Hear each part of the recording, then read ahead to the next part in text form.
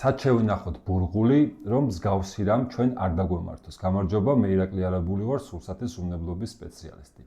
როდესაც შევიძენ სხვადასხვა დასახელების ბურღულს, ეს იქნება შვრიის ფანტელი, ბრინჯი, წიწიბურა, ფქვილი თუ სხვა რამ, შესაძლებელია შეფუთული იყოს როგორც პოლიეთილენის, ისე მუყავოს შეფუთვაში.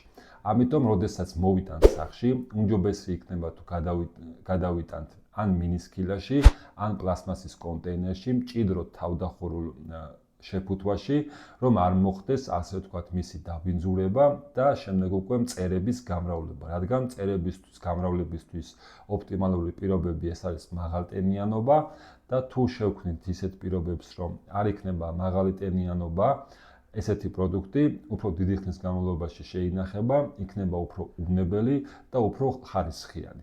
მეტი ასეთი ვიდეოსთვის გამოიწერეთ ჩვენი არხები და დაალაიქეთ ეს ვიდეო, ხოლო სურსათის უვნებლობის შესახებ კონსულტაციისთვის, ჰასპის სისტემის დანერგვისთვის, ეტიკეტირებისთვის და ტრენინგებისთვის მოგწერეთ ან დაგვირეკეთ.